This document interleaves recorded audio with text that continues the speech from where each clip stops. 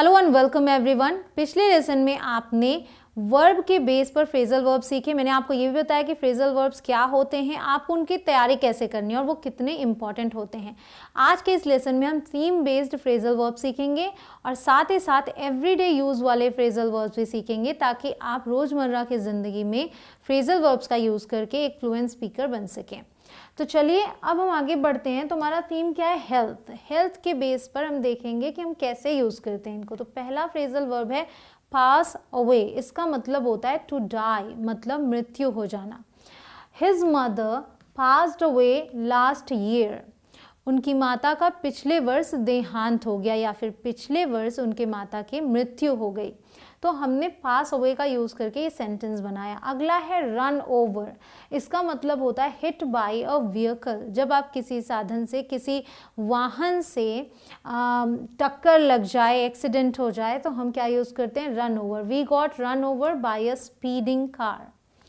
आगे है come down with. Come down with का मतलब होता है बिकम सिक, बीमार होना। I think I am coming down with flu. मुझे लगता है कि मुझे फ्लू हो रहा है। ठीक। अगला है फाइट ऑफ। फाइट ऑफ का मतलब होता है free your self from an illness. जब आप किसी बीमारी से अपने आप को फ्री कर लेते हैं, मतलब कि आप रिकवर हो जाते हैं। She tried to fight off an illness. उसने बीमारी से लड़ने की कोशिश की। आगे है पास आउट। पास आउट का मतलब होता है फेंट, मतलब बेहोश हो जाना और लूज कॉन्शियसनेस। ठीक। तो आपने जब होश खो दिया तब आप पास आउट का यूज करेंगे। She passed out in the assembly yesterday. ठीक। असेंबली में कल वो बेहोश हो गई because she missed her breakfast, क्योंकि उसने नाश्ता नहीं किया था। ओके। अब हम एवरीडे यूज फ्रेजल वर्ब्स देखते हैं जो आप अपनी डे टू डे लाइफ में यूज करते हैं। तो है काम डाउन। आपने अक्सर सुना भी होगा। काम डाउन का मतलब होता है to relax. She wants me to calm down. वो चाहती है कि मैं रिलैक्स करूं, आराम करूं या फिर शांत हो जाऊं। अगर मैं काफ़ी गुस्सा हूं तो वो चाहती है कि मैं शांत हो जाऊं, काम डाउन। अगला है कॉल ऑफ। इसका मतलब टू कैंसिल, मतलब रद्द कर देना। Our boss has called off the special meeting for tomorrow. कल की जो स्पेशल मीटिंग थी हमारे बॉस ने उसे रद्द कर दिया है। ठीक। Cheer up. चीयर अप का मतलब मेक हैप्पी, किसी को खुश करना। Do you want me to cheer you up? क्या तुम चाहते हो कि मैं तुम्हें खुश करूं, चीयर अप करूं? ओके। अगला है check something out. Check something out.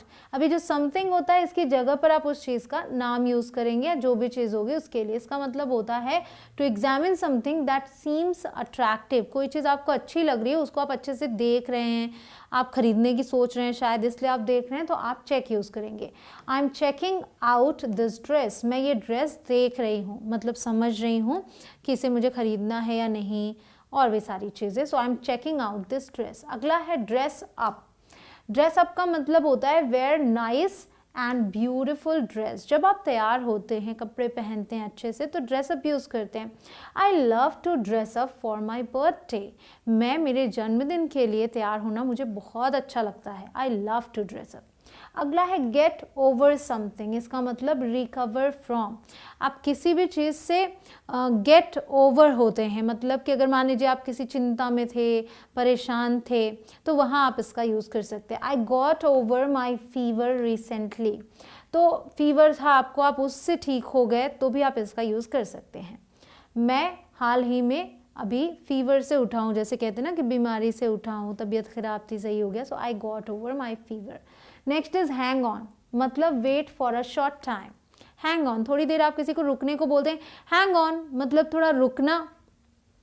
तो यहाँ देखिए, just hang on, there is someone at the door. जरा रुकना, दरवाजे पर कोई है। तो मान लीजिए घर में बहुत सारे लोग बातें कर रहे हैं, तो आप कहते हैं just hang on, there is someone at the door. Okay. अब है थिंक ओवर। थिंक मीन्स सोचना होता है, बट थिंक ओवर का मतलब होता है जब आप थोड़ी गहराई से सोचते हैं, थोड़ा टाइम देते हैं किसी चीज़ को सोचने के लिए। To consider something carefully. I need some time to think over this issue.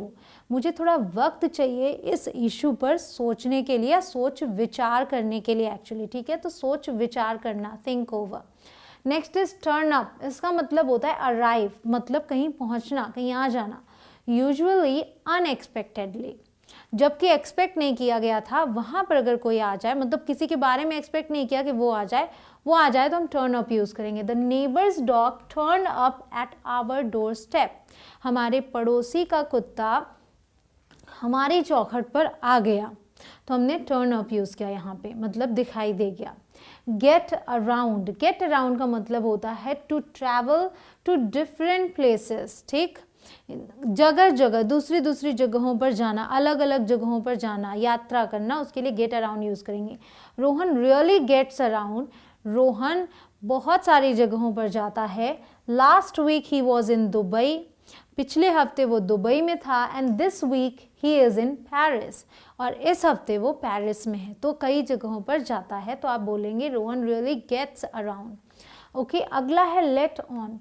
Late on का मतलब होता है टू टेल अ सीक्रेट, कोई राज जो है वो खोल देना, कोई राज की बात खोल देना, टू टेल अ सीक्रेट, किसी को बता देना। They don't want to let on how much money they have, वे ये राज खोलना नहीं चाहते कि उनके पास कितने पैसे हैं, so they don't want to let on. आगे है यूज अप। यूज अप का मतलब होता है to use all of something, आप किसी चीज को पूरा खत्म कर दे, उसको पूरा यूज कर लें, तो आप यूज अप यूज करेंगे। The oil had all been used up, तेल पूरा यूज कर लिया गया है, खत्म हो गया है, सेंस ये है यहाँ पे। क्लियर। अब है कॉपी आउट।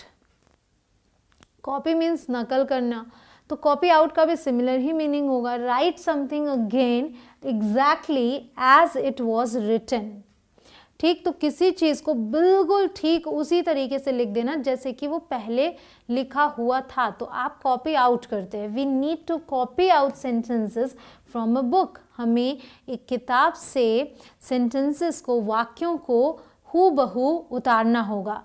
तो इसको अगर मैं हिंदी में बताना चाहूँ कि क्या है, कॉपी आउट का मतलब हूबहू नकल उतारना, ओके, बिल्कुल उसी तरीके से। अब है फॉल बिहाइंड। फॉल बिहाइंड का मतलब होता है, देखिए फॉल मीन्स गिरना, बिहाइंड मीन्स पीछे, तो यहाँ इसका मतलब है make less progress than other people. तो जैसे कि किसी कक्षा में कोई बच्चा पढ़ रहा है, तो सारे बच्चों से अगर वो पीछे रह जा रहा है, वो ज़्यादा स्कोर नहीं कर पा रहा है मार्क्स, तो आप क्या बोलेंगे, ही इज़ फॉलिंग बिहाइंड, वो उस तरीके से पहुंच नहीं पा रहा है उन तक, पीछे रह जा रहा है हर चीज़ में। So my son is falling behind his cousins in studies, मेरा बेटा अपने कजन्स मतलब चचेरे या ममेरे भाई बहनों से पीछे रह जा रहा है स्टडीज़ में, उसका मन नहीं लगता होगा शायद इसलिए, तो यहाँ पे हमने क्या यूज़ किया, माई son is falling behind. Okay, अगला है रीड अप ऑन। इसका मतलब होता है study something by reading a lot about it, आप किसी बारे में बहुत ज़्यादा पढ़ लेते हैं उसको, तब आप रीड अप ऑन यूज़ करते हैं। I need to read up on the case before the meeting, मुझे मीटिंग से पहले केस को अच्छे से पढ़ना होगा, पढ़ने की ज़रूरत होगी, ऐसे भी बोल सकते हैं आप। तो अच्छे से मतलब बहुत ज़्यादा, उसके बारे में डीप नॉलेज रखनी होगी, सब कुछ पता करना होगा, तब मीटिंग में मैं जाऊंगा। Okay, so next is go over. Go over का मतलब चेक समथिंग केयरफुली, तो जैसे आपने एग्जाम दिया, आपने सब कुछ लिखा, at last what you do, you go over. Okay, so go over your work, so at last you go over your answers, आप जितने जवाब दिए रहते हैं उसको फिर से एक बार जल्दी जल्दी अच्छे से पढ़ लेते हैं, कहीं कोई गलती तो नहीं रह गई, तो ऐसे सिचुएशन में इसे यूज़ करेंगे। Go over your work before you hand it in, ठीक, अपना काम जमा करने से पहले उसे एक बार अच्छे से देख लेना।